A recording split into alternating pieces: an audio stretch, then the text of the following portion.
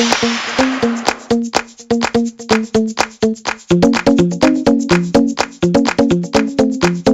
everybody. Welcome to La Lista podcast, a LatinX writers podcast. I am your host, Ruben Mendive, and today I am so happy to have a brand new guest in the studio, in the nook, in my kitchen.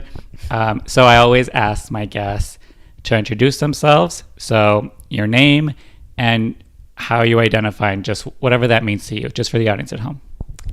Hi, I'm Santa Sierra. I am from the Dominican Republic. I grew up in Puerto Rico, and I lived in Massachusetts for a big chunk of my life. I identify as an Afro-Latina. Okay, cool. And you sort of went into this, but I always like to ask my guests where they're from. So, like, where are you from? Where's your family from? Like, what's sort of their story? My family is from the Dominican Republic, and my grandmother used to be a maid, and she used to be a maid to some rich Dominicans who took her to Spain. So she lived in Spain for, I believe, 10 years, and then they decided to go to Puerto Rico. So that's how I ended up in Puerto Rico. In Puerto Rico, I lived in Puerto Rico for 5 years of my life. So my elementary, middle school, beginning of middle school experience was in Puerto Rico. Got it.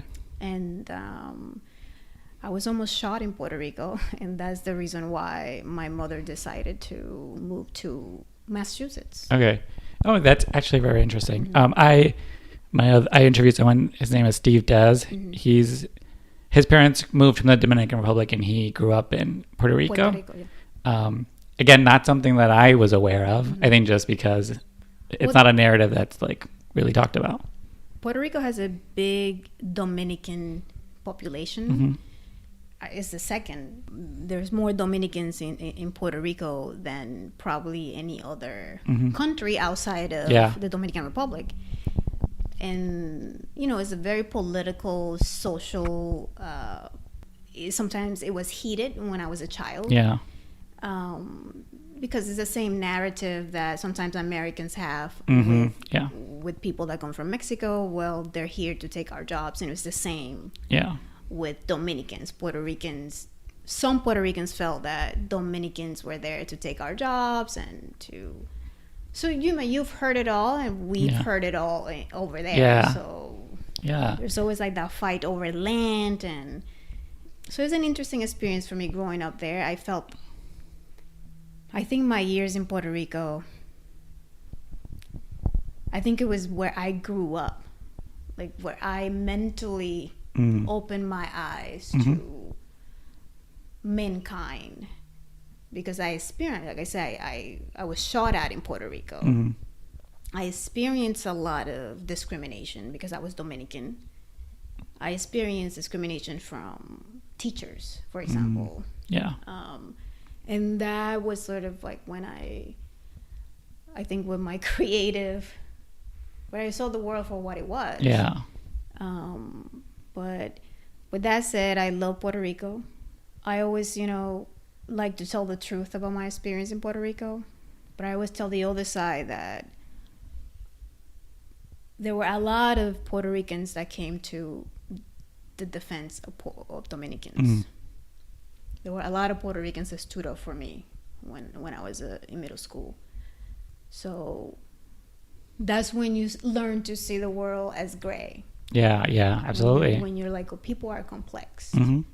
I'll always remember Puerto Rico for that. Even though I was almost killed, is literally the people that stood up for me. That's the first thing that comes to my mind. Yeah. Not the fact that I was shot. It was like the kindness of people really is what I remember the most. And do you want to talk about like what was the situation where you were shot at?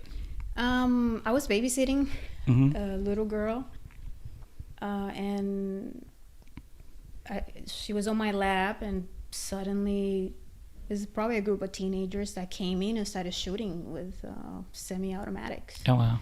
The little girl's uncle, he was standing next to me. we didn't really know when you're getting shot, you don't really know you don't really know what it is immediately. So we thought it was like fireworks or something. Yeah. And then suddenly someone says, run. I take the little girl and run. And he is behind me, and he gets shot on his legs. So that was sort of the beginning of, we need to get out of here for my mother. My mother felt like, at that point, my grandmother had been the victim of an assault in Puerto Rico. My uncle had been the victim of an assault in Puerto Rico. And it just became too much. And then I was almost killed. I was 11 years old. So that was the end of Puerto Rico for my mother. She's like, I need to get out of here. And she ended up, my mother was a maid too. She ended up in Massachusetts. Of all places. And like, what do you remember of like the Dominican Republic? Do you remember what like life was like there as just like growing up? Right. And what like prompted the move over to Puerto Rico? The Dominican Republic, for me, I spent 10 years there. I have not been back ever since then. I left at 10. I think I remember being very innocent. I remember having no fear. Like, I remember jumping from water. I didn't even know how to swim, and I would jump from waterfalls. And I would climb trees, and I would just do things. Like, that was like the years of no freedom. I mean, of having freedom and having no fear. So I remember crashing funerals as a little girl, because I would walk to school in the Dominican Republic. I lived in a place called Trujillo, and just imagine Malibu, but for poor people. So that's pretty much where I lived in the DR. So the beach, we had the beach, and we had like this little houses made out of wood. And I was very curious as a kid, as every kid is at 10 years old. And I would crash funerals. I would just like go around on my way to school and crash, like literally just like. So that's like one of the memories that I have, that I would just go and see the bodies and just see. I have written about it. I've written scenes that I experienced as a kid, just walking into a funeral just to see everything. And what prompted the move over to Puerto Rico for your family? My grandmother had already, she had lived in Spain already. So she was in Spain, and she was like doing our papers. That's what the reason why she was there. And one by one, that's how it was. Like, my grandmother has 4 kids, and she started asking, doing everybody's papers, and eventually it was my mother's turn. And so it wasn't like, it was out of necessity, because we were very poor. If you think about third world poverty, that's pretty much what it was for me, for my family. We were very poor. So and you sort of went into like what life was like in Puerto Rico, but like, how would you like describe it? How would you describe those years, who you were and at that time, and like how your family sort of like existed in Puerto Rico as? I think in Puerto Rico, I think that's when the feeling when there's a family from Mexico that comes to the United States, and they have like these dreams and these ideals of what life is going to be like. Because in the DR, we didn't even have toilets. So Puerto Rico was so much advanced for us. Like my uncle had a car. That was like luxury. We went when I will never forget this. When he came to pick us up at the airport in Puerto Rico from the DR for the first time, he came in his little Toyota, I think Toyota Corolla. And I thought we were rich. And I remember thinking like, holy shit, like a Toyota Corolla. we had made it at that point. Yeah. So it was sort of that. Yeah. Obviously, then reality sinks in. This is a country that did not look at Dominicans in a, like I mentioned, in a very positive light. So it's tough, and you know, you're growing up. It's middle school. I was very outgoing in the DR. I was like a kid, very free, very outspoken. And then Puerto Rico, I shrunk a lot in Puerto Rico because there was so much of like, I don't want to hear from you because you're from the DR. Got it. So then you start automatically as a child to shrink. So yeah, I think my experience in Puerto Rico was like I said, growing up and seeing the world for what it was, and the fantasy of the DR sort of like was dead. Yeah, and then you know, it eventually became to be too much. So then your mom decided to move to Massachusetts, and did the whole family move, or was it just her? Or? She moved first. She moved to New York City first, and she hated it. She hated New York City. She was like, "What the fuck is this place?" Yeah. And she had been a maid for someone who used to vacation in Massachusetts, and he could not shut up about how amazing Massachusetts was. Yeah. And that stuck in her mind. And then she was like, "I'm gonna move to Massachusetts instead," and that's how we ended up in Massachusetts. So for us, what kid you go from, and I had gotten used to Puerto Rico at that point. I was Puerto Rican. By the time my mother decided to move to Massachusetts, I was like, are you fucking nuts? Like, from the beach to this place? Like, so I hated it. I hated Massachusetts at first. I was 14 years old when I moved to Massachusetts in the middle of winter. I had to walk to school because I didn't live far enough to get picked up by the bus.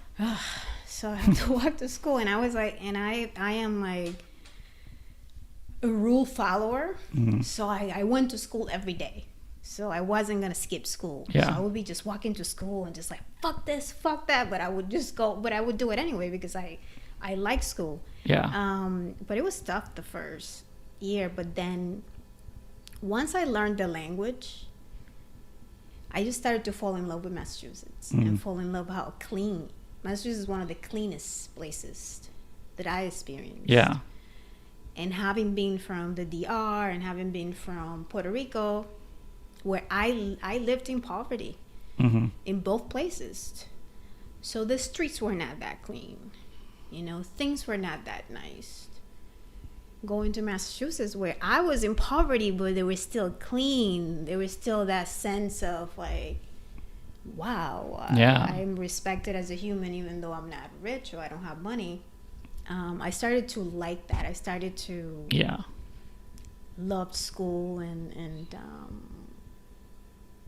just learn. And I really wanted to learn English very fast, and that was my thing. I was like, I have to learn English. I feel the possibilities when I went to Massachusetts. Possibilities open up. Yeah, because I thought I could be anything. That's when I thought I could be anything. When I moved to Massachusetts. And you know, I always ask people this about their high school years. It's like, who were you at that time? Who were you pretending to be? Right. And like, how did other people see you? Like, how did your classmates see you? And who were you at the school? You know. Right. Well, I was very shy. I didn't really say a lot, at least at first, and I am still to this day like that. And I think language had to do with it because I didn't, I had an accent. I still have an accent, but I even had a thicker accent when I was in high school. And I loved school.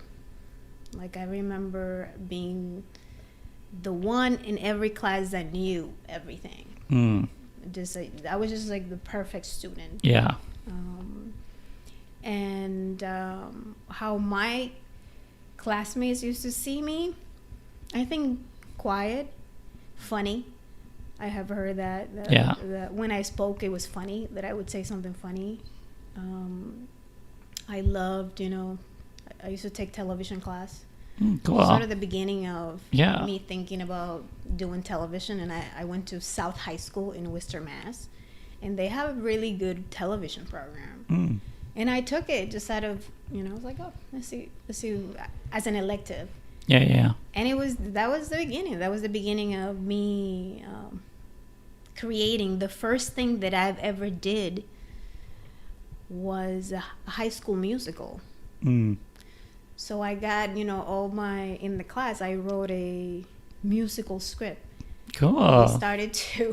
We would record it with like Boys to Men. Yeah. We recorded like all the songs. I would put together all the songs and like make a story out of like popular songs. And that was one of the first things that we did. And we did a scary movie. So that was the beginning of my I would say being creative in a way that other people could see. Yeah. And do you remember like what even like compelled you to be like, oh, I'm going to take this elective with this television class? I was a big fan of the X-Files. Got it. At that point. I was a big fan of television. I think I'm going to credit my mother for my love for television because I would sit with her and consume too many fucking novellas. Yeah. Let's just say that. And I think that stuck with me. And she continued her journey, her telenovela journey, on her own.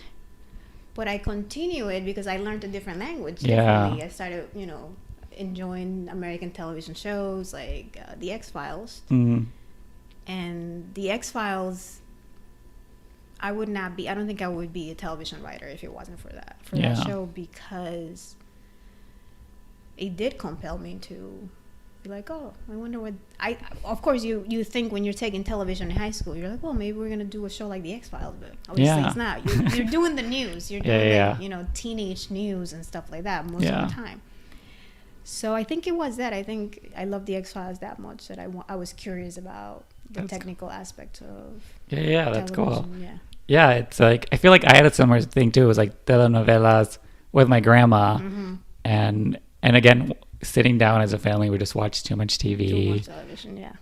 But, and I always say this, like it sort of wires your brain to that sort of storytelling. Yes. Like if we didn't have a TV and I had like poetry books at home, I probably would be a poet. But like just from watching so much TV, this is how like your brain starts to wire storytelling and how you sort of learn it. And you start to time stories. Yeah. And that I always feel like Latinos are natural storytellers because novellas are not just television shows.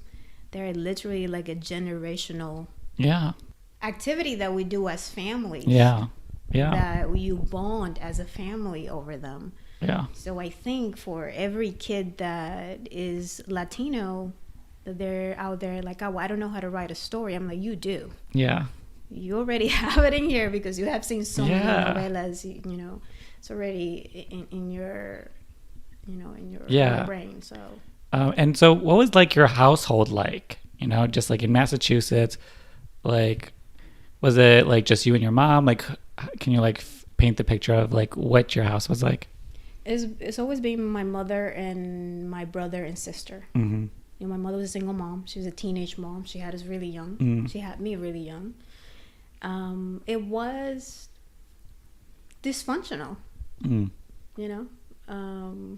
but it was dysfunctional in a way that was, I think maybe it's the Dominican culture, that we're very self-aware about our dysfunction. Like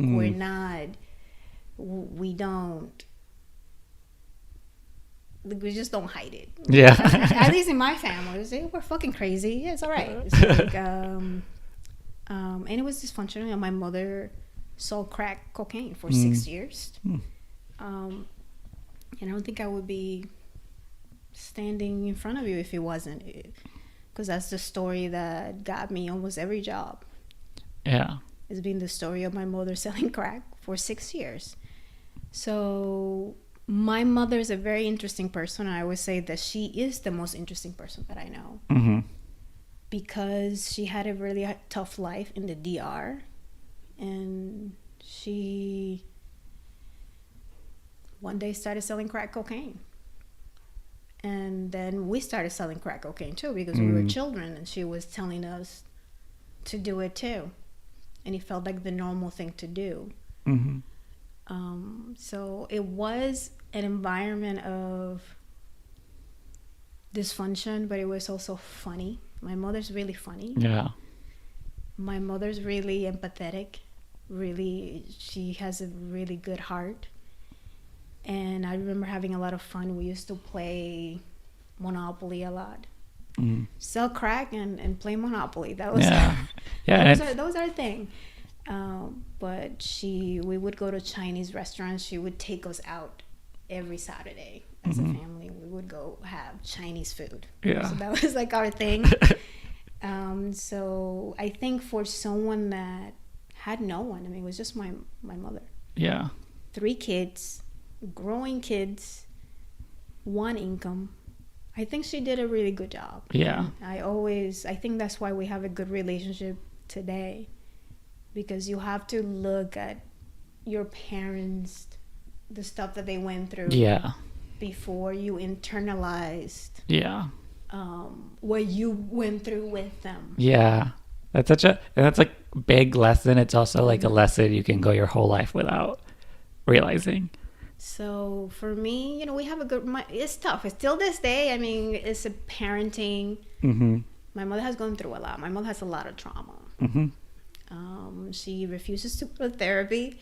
So I have to sort of implement boundaries with her. Yeah. But we turned out really well. Mm-hmm. All of us. I think overall. Yeah. We're not perfect.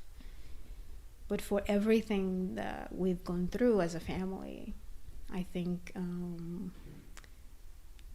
good for her, And I think about that with my own parents. Mm-hmm. Again, wasn't like that, but we were immigrants too from Mexico.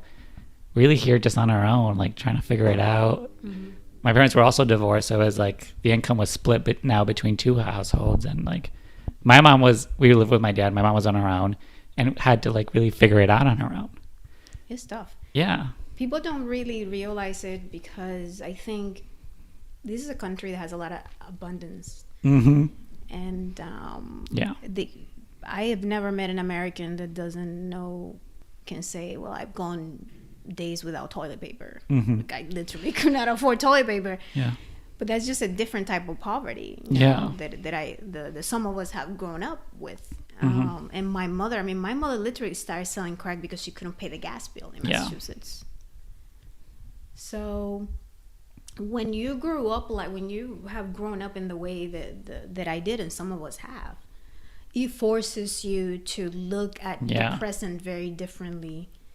And to, like the other day, I was sitting in my writer's room at Sunset Gower, and I was just like this, like, holy shit, how am I here? Yeah. I was felt so blessed. Mm-hmm. That I was getting paid. We were toning a script to do this. Yeah. Look at you, something like randomly you just start thinking about. Yeah. Wow. And that's how I see it a lot. Yeah. I have to see it that way, because my mother's still poor in Massachusetts, even though poor in Massachusetts is better than poor in Los Angeles. Yeah. It's true. Yeah. But she's still, there's still a long way to go. But I'm blessed, Yeah, yeah. No, it's a blessing. It's a whole different experience too, because it's like people don't realize the wealth in this country. Like you flushing your toilet, you turning the faucet, you stepping outside into the street, and the sidewalk, paved roads. Like that is all wealth. Garbage being picked up. Yeah, like it just isn't a realization in this country that the difference. Like I'm reminded of it every time I go back to Mexico, where it's like truly, it's a whole different world. It's a whole different way, and if you have lived in a country like this where things are very functional. Yeah. As much as we want to complain about the United States, and there's a lot to complain about, absolutely. especially lately. Yeah. This is a very functional country, Mm-hmm. and that's the way I like to see it. When things get funny, when Yeah. with, the craziness that's going on right now, you're like, okay, Yeah. I have to look back to. Yeah. And then even coming from that in a family of like immigrants to then even be like that you and a lot of us are like, I want to write for television. Mm-hmm. And that is something That actually could happen. yeah. And it's just like the audacity of that even idea that occurs to so many of us. Amen. Yeah. And it's just like, and it's like, that's a privilege too. Like, it is. like our parents never had that privilege. My mother wanted to be a lawyer. Yeah. That's what my mother wanted to be, and she could have been. She's smart, but she doesn't have the education. She dropped out of school in the 8th grade. Yeah. She has a lot of stuff that she has to work out, Mm-hmm. and how could I be mad at my mother Yeah. when she put me in this position Yeah, absolutely. to be here Yeah. and have the chance to help her Mm-hmm. and have help myself too, obviously, Yeah. and then help her and help other people. I have an opportunity here to change my life completely. Mm-hmm. And that happened because of her, and a Yeah. lot of it happens because of our parents. Like, Yeah. so I think with age, Yeah. all that stuff just it just becomes clear how great life really is. Mhm. It's like, oh, Yeah. And we have a great life. Yeah. And you have to, I have a lot of gratitude. yeah. And it comes also with that lesson of like seeing your parents as human, seeing them as flawed, Yes. seeing them as living whole other lives. With all that comes the like realization that it's like my mother never even got to Nothing. like do her dream, have a dream to pursue. Like that just wasn't an option for her. And that's a part of like, What happens to a dream deferred? yeah. You know that poem? Yeah. What happens to a dream deferred? And that's what happened to a lot of our parents. Yeah. And especially our mothers. Our, Like, grandmothers, Mhm. where they have to live in societies where they weren't able to say what they wanted. They were physically abused. It was Yeah. a very machista society. It still is. mhm. And now we have the chance. We are able to be more free. We Yeah. are able to make better choices. So sure, it's not going to be perfect. We are going to be a little spoiled, and we're going to act a little bit Yeah. spoiled. But at the same time, it's like you come down to reality, and it's like, look in the fucking mirror. Yeah. You're doing pretty fucking good, and that's Yeah. how I look at it. Yeah, no, I was listening to Michelle Obama talk about her new book Mhm. and how she was with her mom complaining about hating her like law. She was a lawyer. She hated her job, blah, blah, blah, blah. And how she wanted to pursue something else and do something bigger. And her mom, and then she remembers looking at her mom just being like, you're a lawyer. Like you are got to be whatever you wanted to be. And now you're complaining about like not doing your dream. Like you're making money, blah, blah, blah, blah. But it was, and her realizing like, oh, my mom never even, like how spoiled do I seem right now? How like when I'm living a life that wasn't ever even possible for them.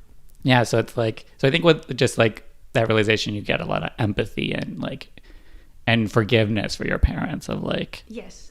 For your parents, and also, it's maturity yeah. of being able to be reflective in that way, and because it affects you and it affects how you treat other people. Yeah, absolutely. Because if you don't have empathy for your parents, you probably won't have empathy for a lot of people. Yeah. And I understand some parents are difficult, and I understand some parents are not good parents. A lot of parents are not good parents. But I do feel like if you had a parent that was trying really hard, Yeah. you have to at least. Yeah. And even if you have a parent that was terrible, it's like, there's a reason. Yeah, there's a reason. There's for a story everything. there. There's a story behind it. Yeah. Mm-hmm.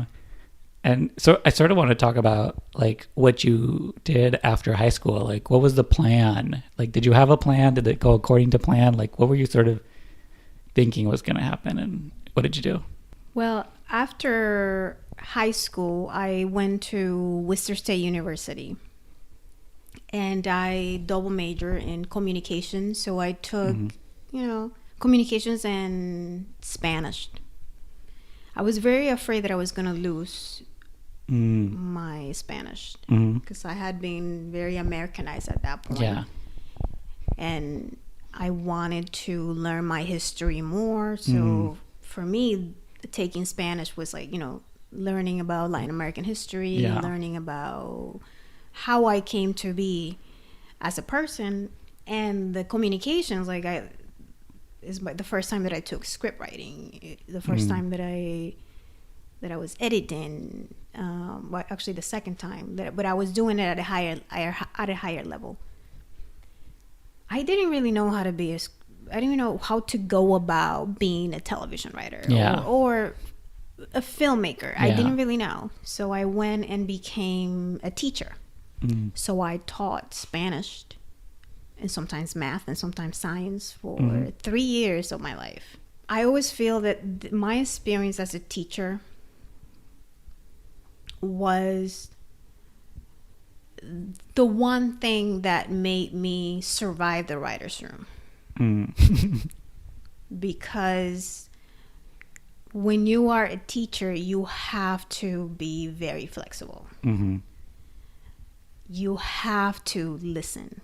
You have to get along with people. Yeah.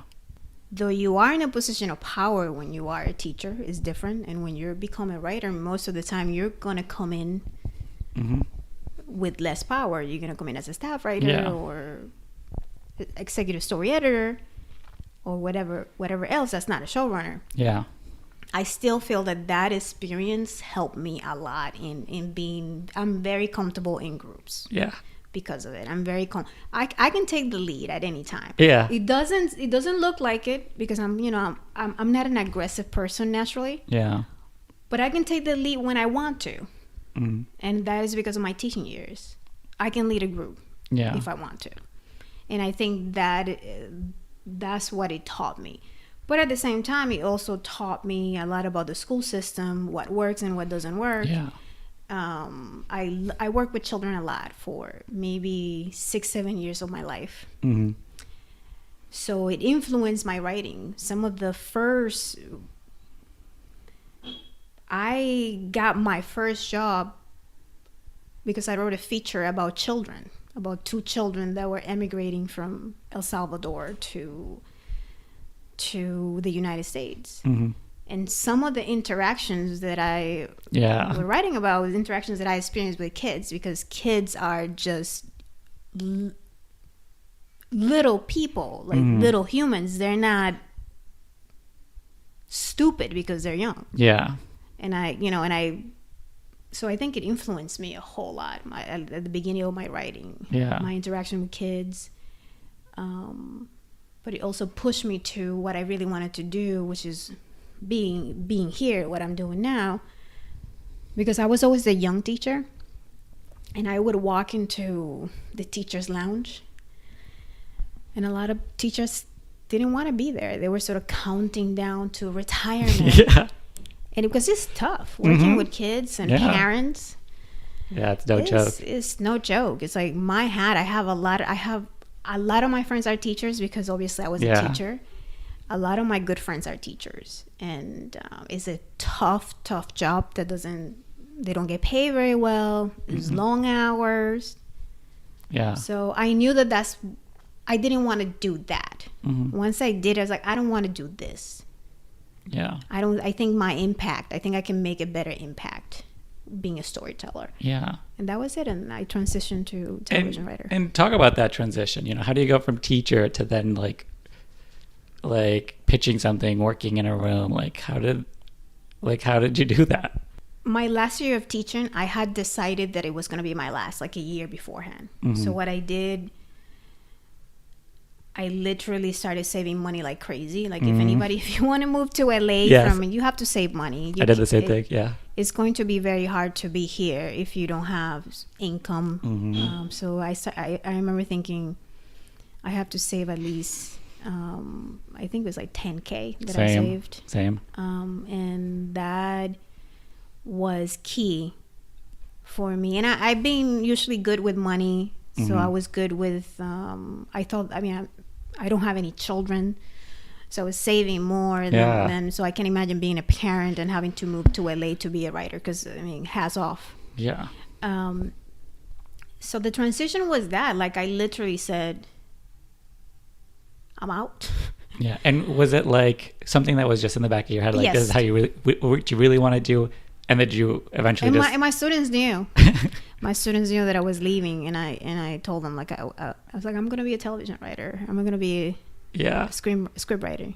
What did they think? They thought it was cool. You know, kids they tend to be very accepting. Yeah. It's parents that fuck them up. Yeah. Like, kids are fine. So they're just like, oh, that's pretty cool. You know, that's what you want to do, and you're going to do it. So I remember I was just very excited that I was finally going to do it. I was going to take it seriously. And I came to LA and I enrolled at the UCLA extension program. Yeah. And he completely switched this thing in me, because at that moment I was very much heavily doing features and television. I took a 1-hour television writing course, and it was like, this is what I wanted. I want to do television. Yeah. Then I started to really appreciate television in a way that I haven't before, looking at it in a more technical way. And just appreciating the art and all the work that goes behind it. Yeah.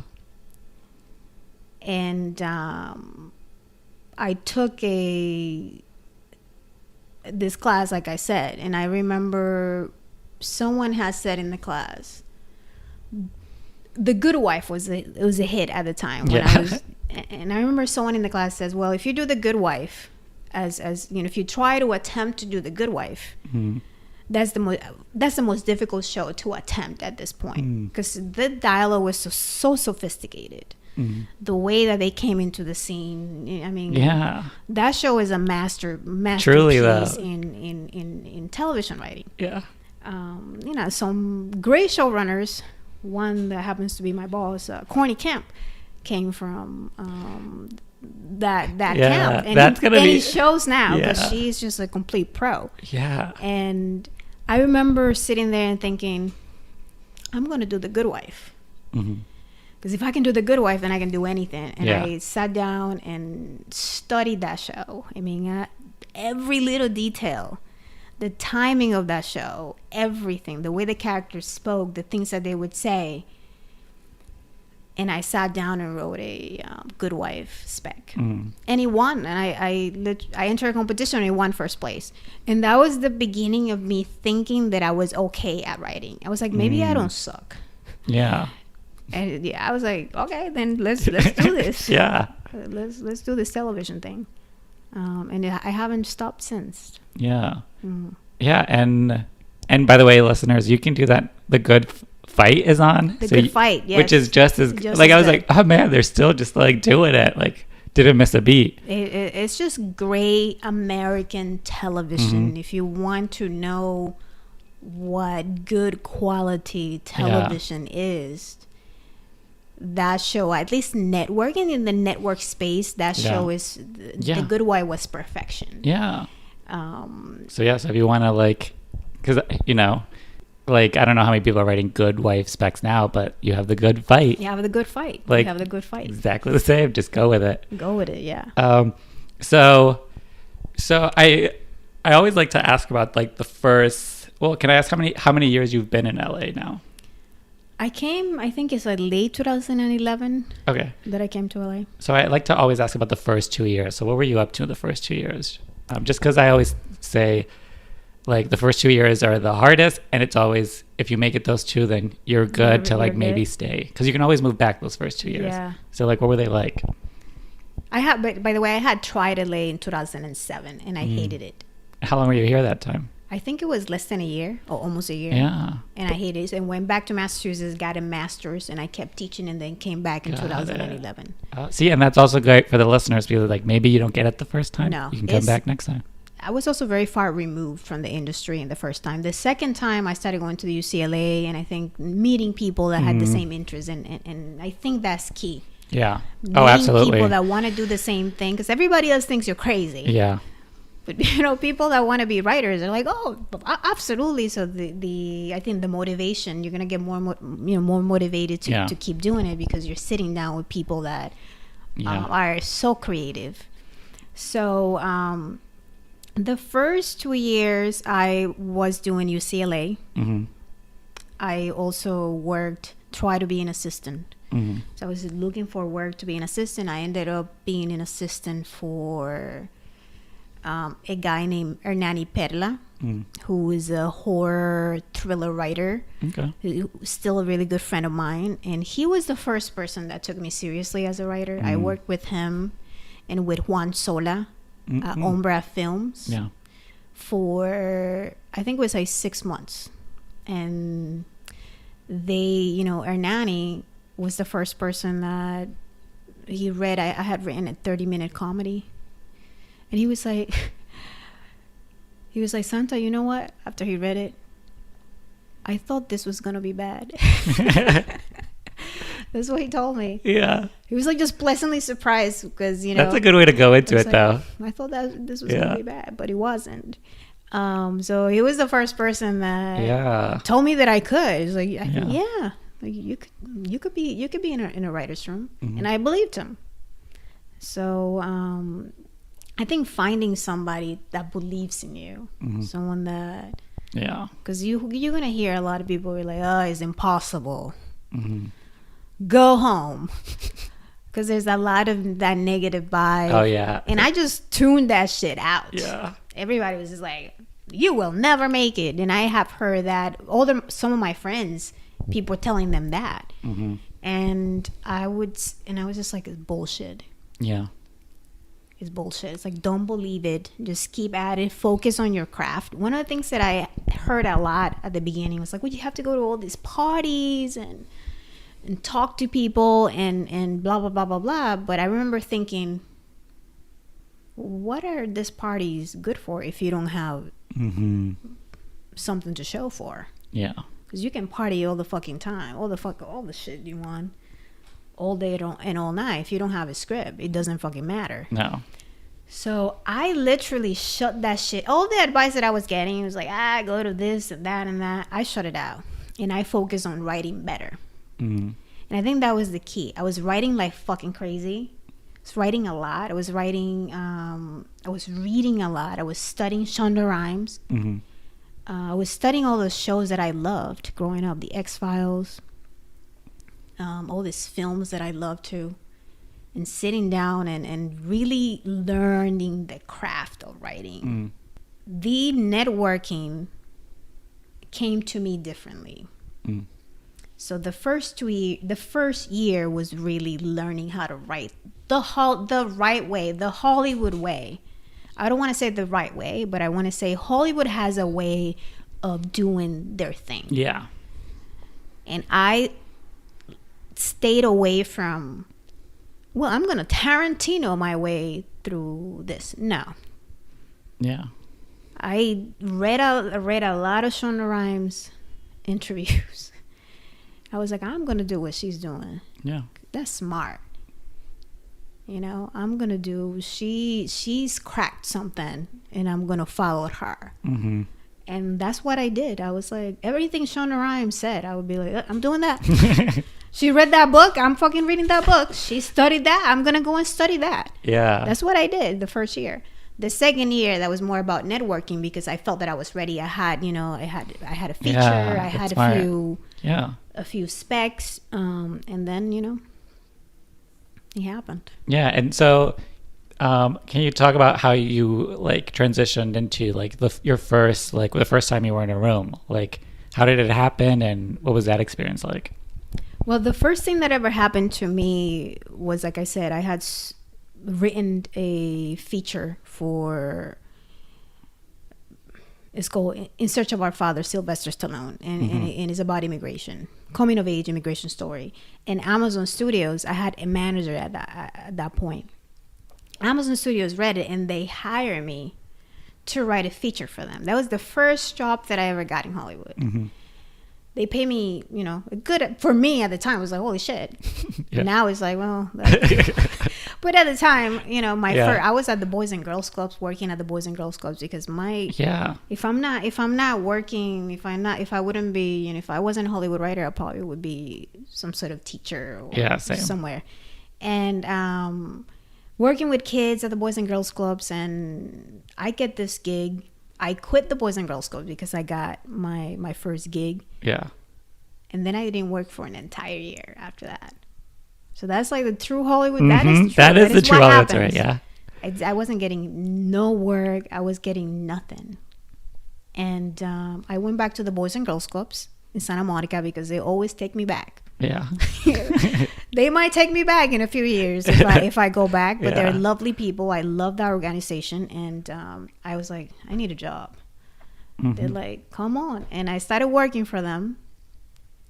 And my manager dropped me, you know, and I was like stunned. Yeah. Because I had no work after that. Then I met, I did have an agent, and she stuck with me, Brandy Rivers, and I'm very thankful to her, and because she stuck with me. And one day she calls me, and I'm at the Boys and Girls Clubs, and she says, Narcos wants to see you, and this interview is going to change your life. And that was pretty much it. Yeah. And you have 24 hours to read a book.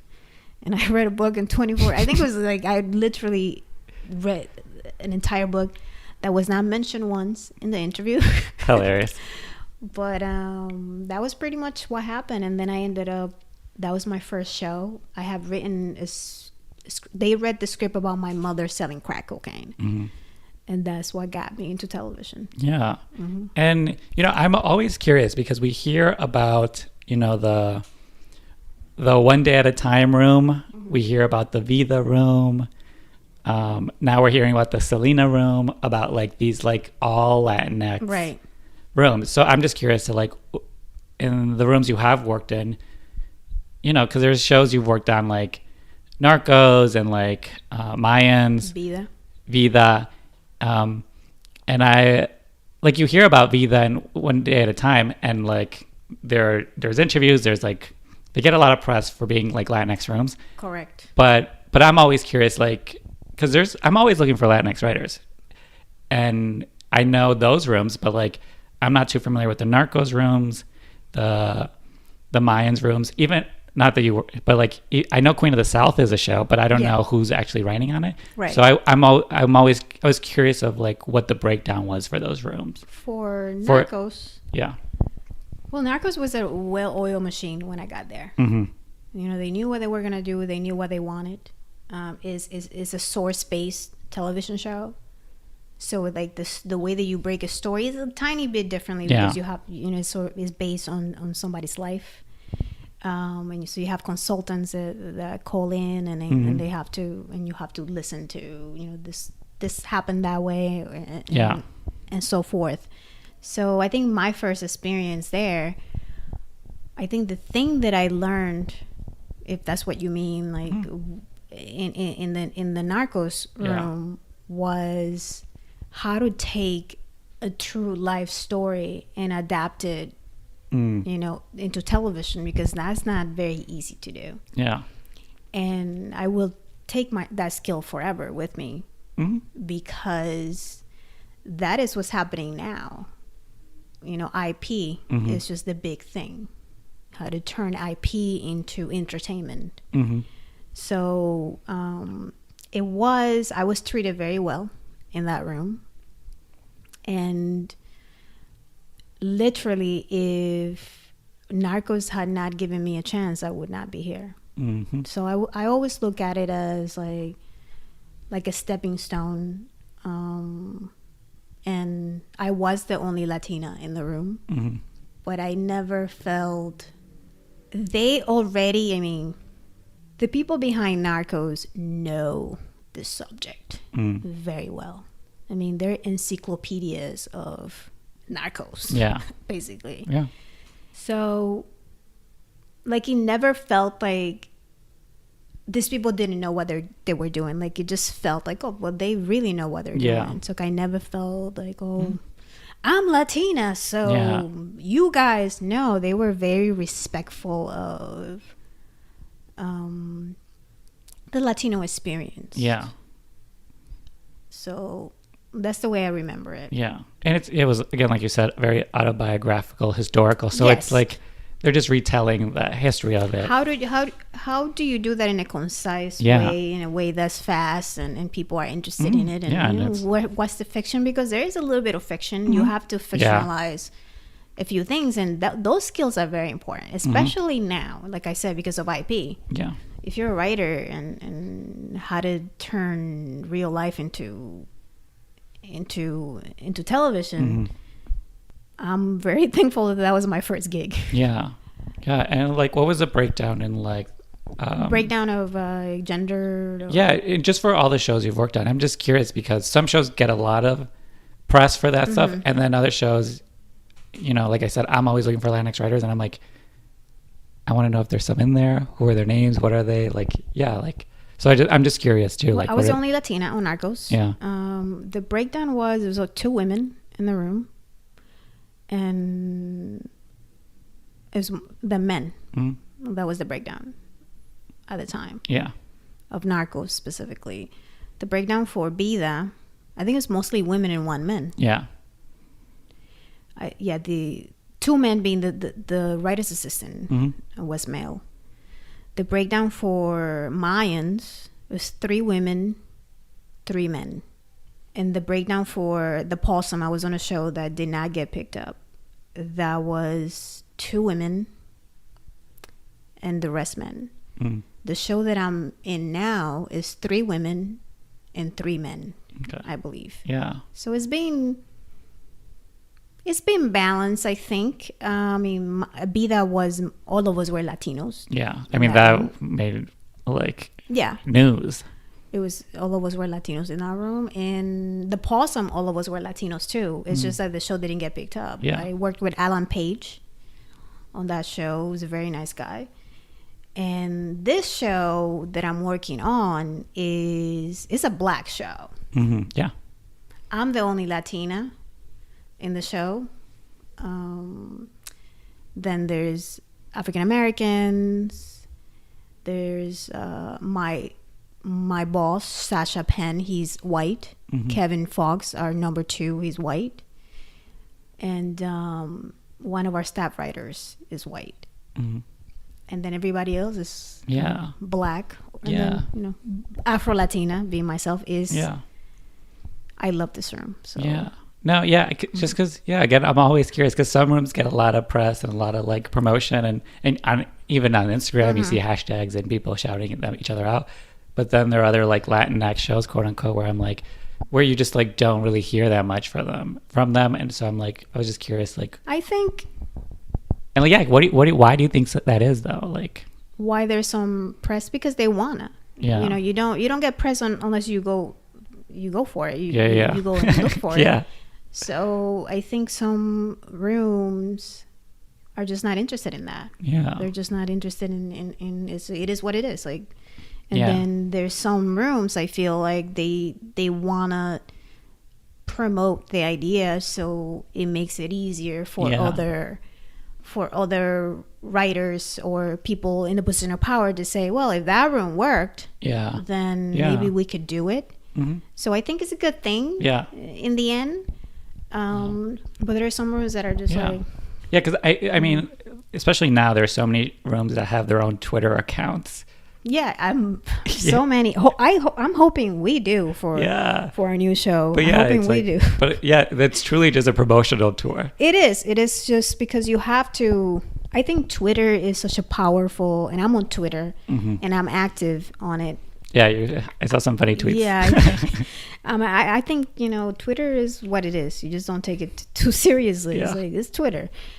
But I feel like Twitter drives viewership, and I feel Shondaland has used Twitter. I think they pioneered it. Yeah, the way they use Twitter to promote Grey's Anatomy and How to Get Away and Scandal. And all the shows they have done and Power, I feel the way they have used Twitter to really engage the audience. So Twitter is a good thing if you're trying to be in 2019 and 20. Yeah, smart. So I believe that we're going to be Twitter friendly, my show. I think so. I hope so. Yeah. I mean, hope so. So many spinoffs off of Power, and it's like, because again, we got the best spin-off, man. I'm telling you, we're cooking something very special. Yeah, and also it's like proof. It's like proof that to like whoever's making the decisions that it's like we have engaged viewership. Like, look at all this. Like, look at these tweets. Look what's trending. Like, so it's like only benefits the show to like. It does, and for me personally, we think of Twitter when we're writing stories. When we're writing things, we're like, oh shit, this is gonna be on Twitter. This is gonna trend, and you have to. I don't see how in this times now how you can promote a television show without Twitter. Yeah. There could be shows doing it. I can't think of one show that is not. Yeah. I just can't think of one. Yeah, like there's shows I don't even watch that I know exactly what's going on in it just through Twitter. Just through the explosion of it, like, oh, okay, like something big happened. Like I should see it. I think it's genius. Like, I think Twitter can be a really good thing if you use it the right way. I think Netflix uses it great. The way they do, the way they promote their shows, and I'm a fan. Like I'm a fan of. Yeah. Like I got into Killing Eve because of Twitter. Mm-hmm. Yeah. I was like, Killing Eve, what the hell is this? And then suddenly I was like, all right, let me look it up. And then I was like, holy shit, this show is incredible. Yeah. So it works. Twitter, it works. Yeah. And, you know, you mentioned about like IP and like ownership of that and like how it's like a tool for writers. So what has been like your experience with that? Well, working on Narcos is very influential in the way in the business way, because I looked at the way the IP that was owned by my showrunners at the time. I mean, they were buying IP from Pablo Escobar, and they were buying these stories and these books, and I remember thinking, I want to do that. That is where this is where it is. And I did it recently. In June 2019, I bought my first IP.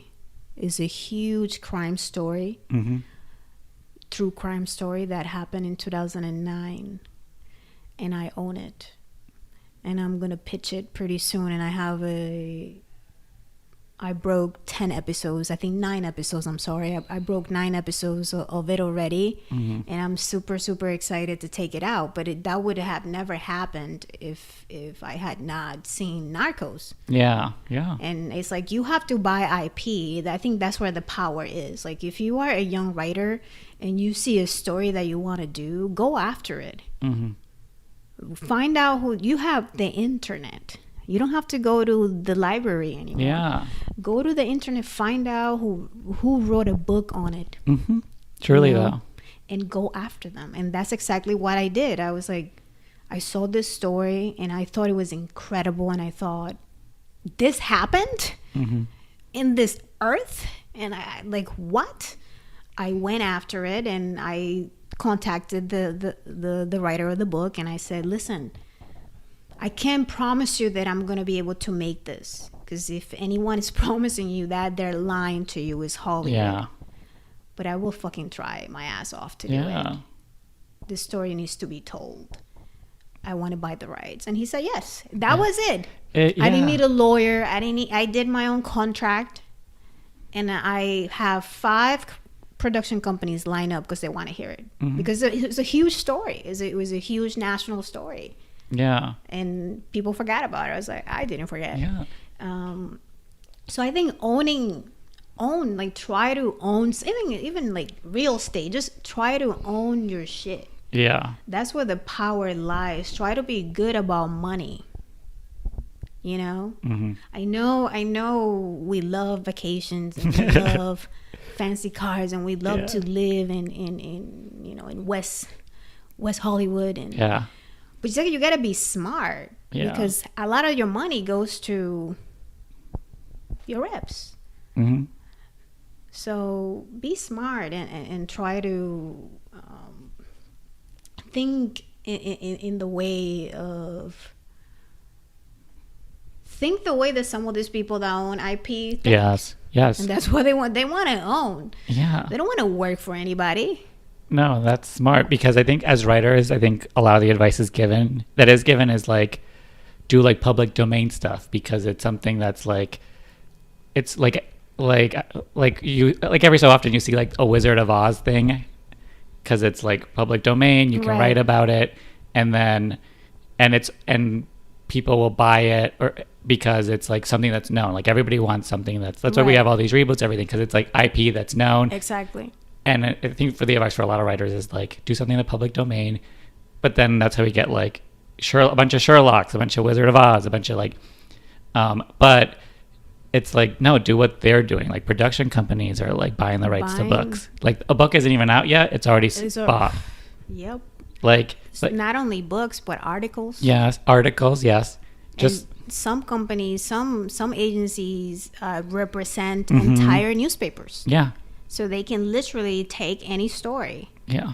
And you have to think in that way. You have to. I read a lot. I read a lot of stories. Yeah, I love true crime. A lot of documentaries, and I'm always like looking for the little story that no one was paying attention to, for some reason or the other, and I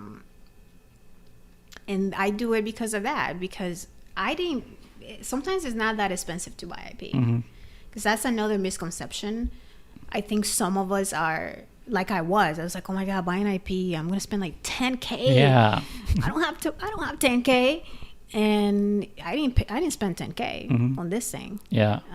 So educate yourself about IP. Educate yourself. Yeah. Talk to someone that has done it before, and I did.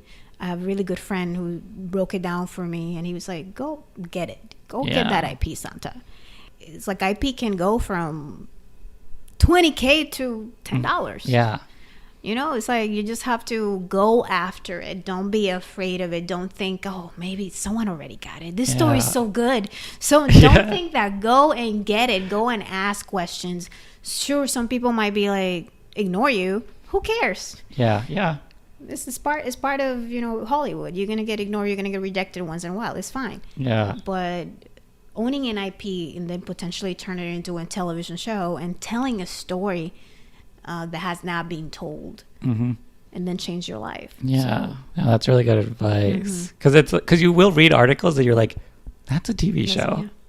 And it's like, or well, I'll base it on that or loosely base it. It's like, no, like go get it, and then yeah, that's really smart. I'm literally like gonna do something later with that. Yeah, definitely. Yeah, that's really smart. So with your writing, is there like a theme to your stories or the stories that you're attracted to, like a through line that like, because sometimes as writers we tell the same story but just different ways. So it's like, is there like a certain type of stories you always find yourself telling, or something that you're just like, that's my type of story, like that's what I want to do?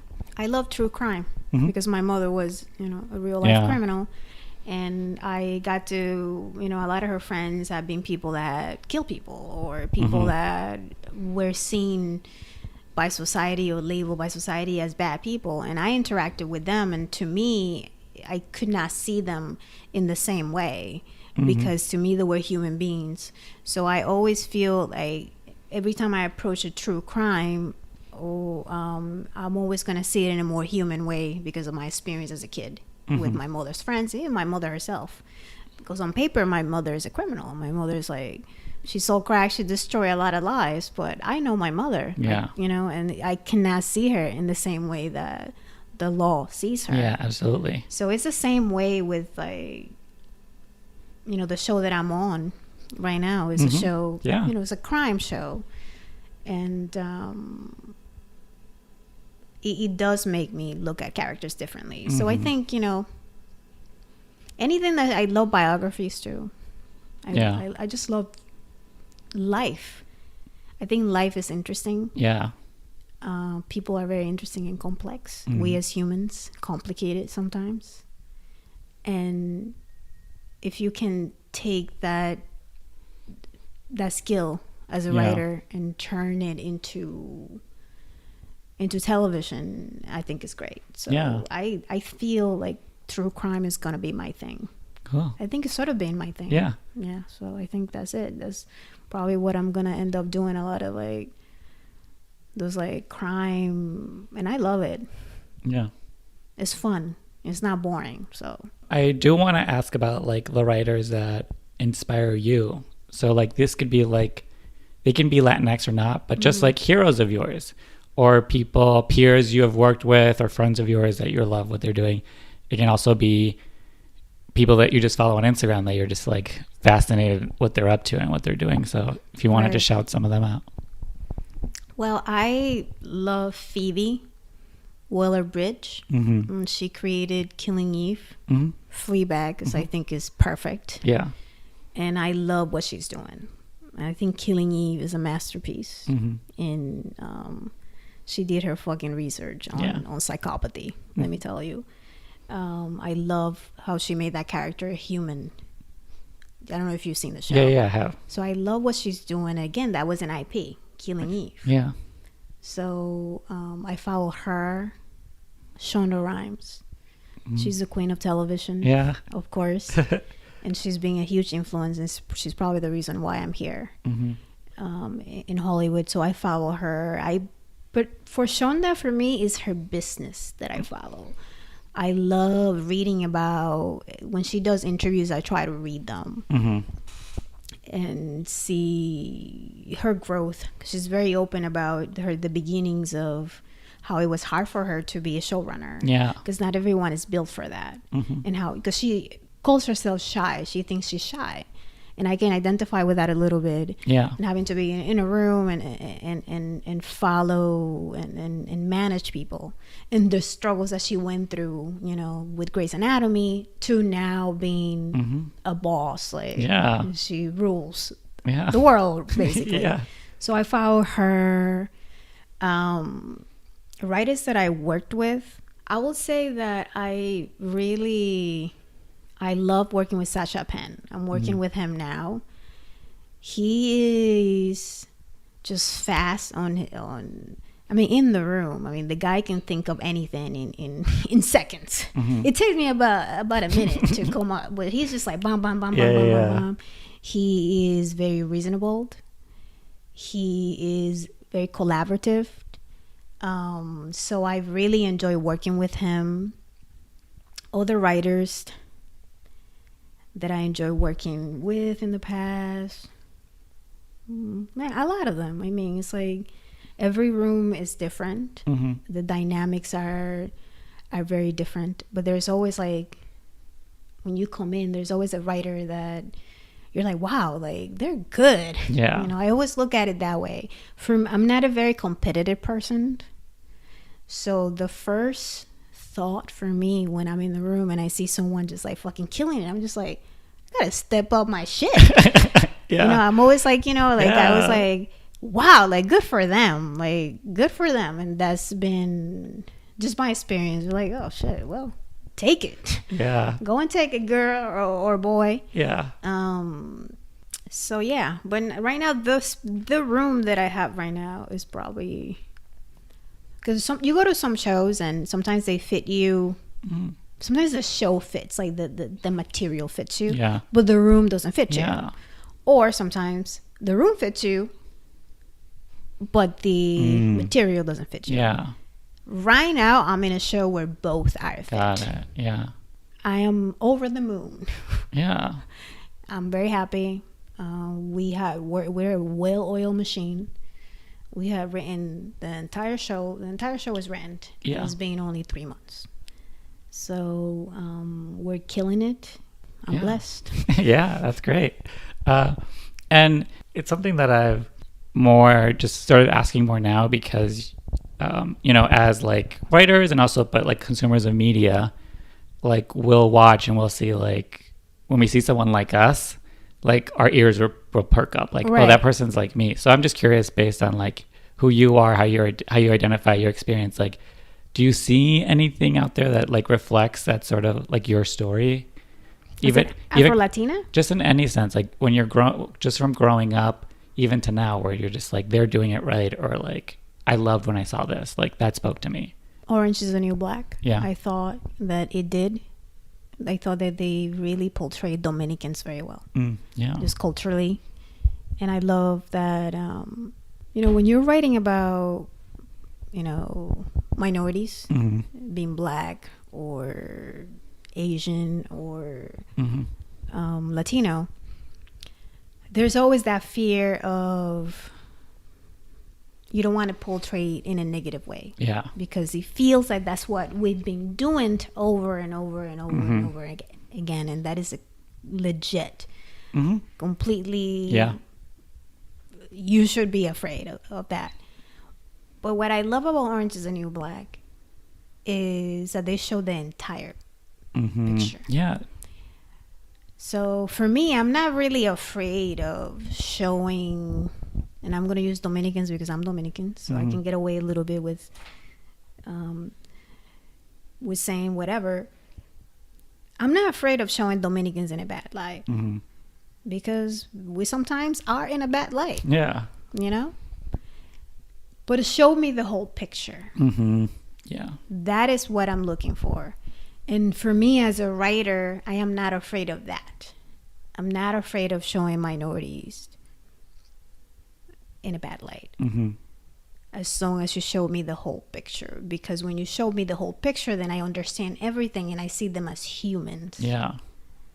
Because I feel that when we show people, when we sanitized the experience of being Black or the experience of being Latino, I think it hurts us. Yeah. That I admire a lot about Orange. It's the only show that I felt like, oh shit, Dominicans were like, they were really like me. They sounded like my mother. Yeah. Like one of them, it always reminds me of my mother. One of the characters. Yeah. In that show. And I think that shows also, because you're right. It showed like with the flashbacks and just them in jail or prison, it shows a whole picture of who they are.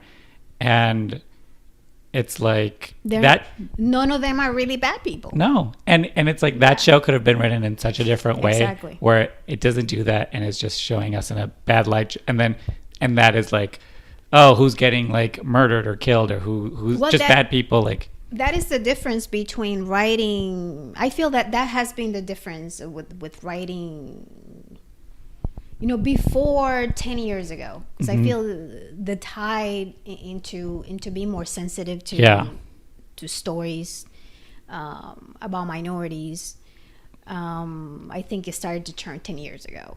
But before that was exactly what was happening. You were showing me someone being bad, and that's it. Yeah. You weren't really showing me what happened before that. Yeah. Because people just don't wake up and they turn into whatever. Yeah. There's a process for a human being. So that's what I want to do. Yeah. With Black stories, Latino stories, because I really want to focus on that. Yeah. Yeah. Because even that show, I don't even know if we can measure what it's done for like just criminal justice, like how we view people in jail and prison, the incarcerated, people out on parole, like felons, like. Exactly. But for some of us, like my family, criminal activity was part of it. Does it mean that our entire life was like that? Does it mean that my mother woke up with like a bowl of crack in her hand in the mornings every morning? No. So that for me is important. I don't believe in completely positivity. I don't think it's real. And I don't think it helps. I think showing the whole picture is what helps us. What's going to help our movement. And that's what I want to do. Because also if we have 5 shows with Latinx leads, you're not getting the whole picture still, I think, and that's sort of where we get into the conversation of like what's good representation, what's bad representation. Exactly. And it's like if we had 20 shows, like we would show the spectrum of representation of like, because I've interviewed a lot of writers. I can't tell you 2 episodes are the same. Like, Yeah. So it's like why, like. Well, we as people, we Latinos, we come in different colors. Yeah. We come in different class, Yeah. different sections. And for me, the Afro-Latino experience is an experience that I want to explore more. Mm-hmm. And I know there's a few shows that want to do it. Yeah. But it's like, do you have a Black Latino in the writer's room? Yeah. Because that experience, my experience as a Black Latino is very different than the experience of a Mexican, or the experience of a lighter Latino from South America or whatever country. It's not the same thing. So when you are writing an Afro-Latino in the room, there isn't one Afro-Latino in the room. Yeah. You're not writing my experience. You're writing what I think, what you think it is. Yeah. So I want to be that. Like, I want to write about the Afro-Latino experience. I want to write about that other side, the fight and the hustle in our community. Yeah. We're fucking survivors. Yeah. Like, we're fighters. And that's like what I want to do. And I want to do, like I said, I love Courtney Kemp and what she's doing. And hopefully I can sort of do a version of what she's doing. Yeah. With a Latino flavor. Yeah. I would say. So, just starting to wrap up, where can people find you on social media? Well, just my name, I think is at Santa Sierra on Twitter. That is the public one. The other ones, I have Instagram, but it's private, and I honestly, it's boring. Okay. It's not very interesting. I take pictures. I like to take pictures. It's not. But Twitter, I go and, I'm usually active on Twitter. Okay. So. And, the last question I ask all the people I have on is to help me title their episode. So when this comes up, when this episode airs, when I promote it, you're going to have a title attached to your name.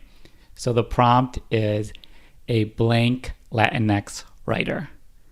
So in that blank space, you can put more than one word. You can move the words around, just whatever you feel like encompasses who you are, the type of writing you do, just maybe even from this conversation. I use it as a tool to so when it's posted, people will look and be like, oh, that's like me. Like, let me take a listen to this. Just so, because I think as writers, we feel so alone in what we're doing and like no one else is really like us. And this is sort of a way to call people in to be like, hey, here's someone like you that is doing it, figured it out, is still figuring it out, and what you can learn from them. I would say that I like to tell the whole story. Like, I don't know how you can put that in the blank space. I'll figure it out. But yeah. But it's like just someone that likes to tell the whole story. Okay. Love that. And that's it. Yeah, truly.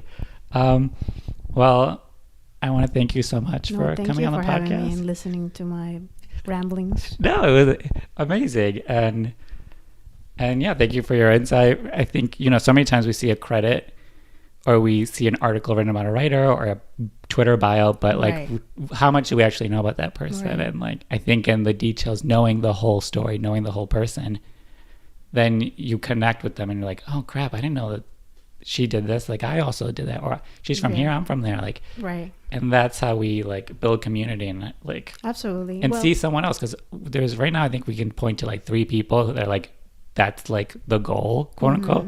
But there are like a lot of working writers. There's a lot of working writers right now. And different types, doing different things from different places. I am, my thing, at least for next year, is to try to promote more Latinos that look like me. Yeah. More Afro-Latinos. And because there's Afro-Latino kids, they don't see how they could be television writers. So I will probably... and thank you for giving me this opportunity, and hopefully someone that looks like me can see that they can be in a writer's room. It's not, it's not just get better, focus on yourself, focus on your craft. Yeah. And don't look at anybody else's plate. Look at your plate and fucking kill it. Yeah. And you'll be fine. Yeah. So again, thank you so much for being on. This was a great conversation. You can follow us at La Lista Podcast on Instagram and Twitter. And we'll see you next week with a new writer. Bye.